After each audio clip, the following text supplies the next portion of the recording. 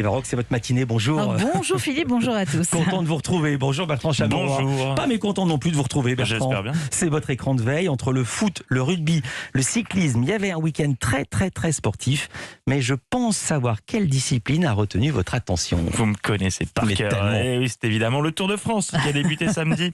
La grande boucle que je regarde principalement pour ses commentaires sur France Télé. C'est un parti. Et cette année encore, il était avant, quoi, hein. Et cette année encore, la complicité est au rendez-vous. Maintenant, les commentateurs se font des pièges en direct. Première victime ce week-end, Alexandre Pasteur, lancé sur une info qu'il ne possédait visiblement pas. Écoutez sa réaction, j'aime beaucoup. Il fait partie des rares coureurs, il n'y en a pas tant que ça, qui ont. Vous aurez peut-être l'info, Alexandre, mais il n'y en a pas tant que ça qui ont réussi à avoir 3 années de suite le maillot jaune sur les épaules. Non, j'ai pas l'info. Alors, vous le savez, je suis avec beaucoup d'attention les dossiers que j'aborde dans Culture Média. Et qui dit Tour de France dit Franck Ferrand, évidemment. J'attendais son retour tel un enfant trépignant le soir de Noël, impatient d'ouvrir ses joujoux par milliers.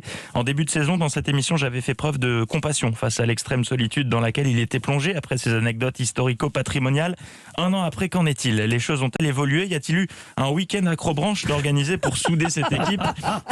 Réponse. Il y a sur cette île la roche et la plage aux loutres, la plage aux mulets également et la pointe aux moutons.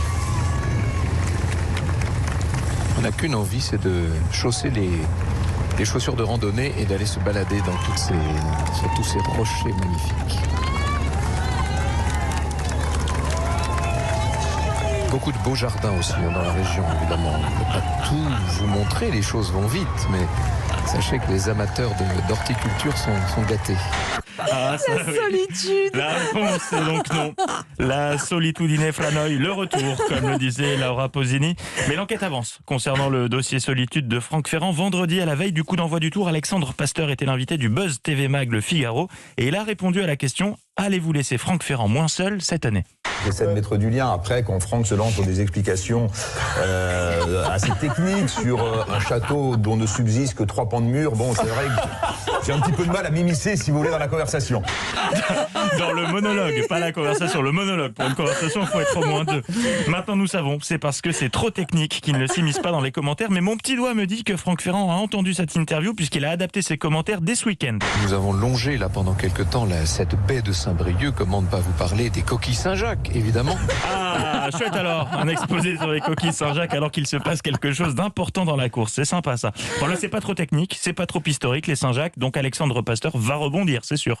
Principal gisement naturel de coquilles Saint-Jacques en France, 150 000 hectares, vous imaginez.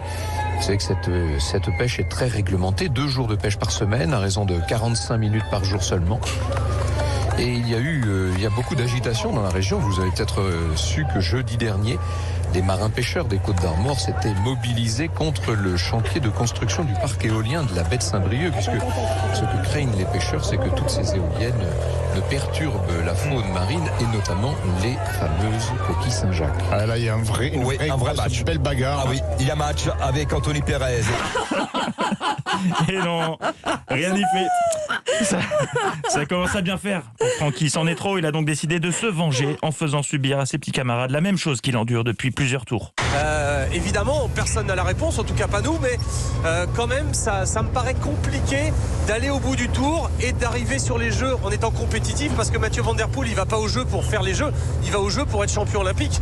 Donc avec un parcours hyper technique comme celui de Tokyo, ça va être compliqué d'aller au bout du tour. Voilà, c'est juste mon avis, on verra dans les faits. Vous avez vu la très jolie église Saint-Sauveur du Faou. C'est très joli le Faou parce que ça a été une petite ville riche. C'est vrai que c'est très joli le Faou. Voilà, lui aussi il peut le faire. Allez, bon tour à tous et bon courage, Franck Ferrand. Oh, c'est génial. Ça donne envie de regarder. Personne Bah oui. n'écoute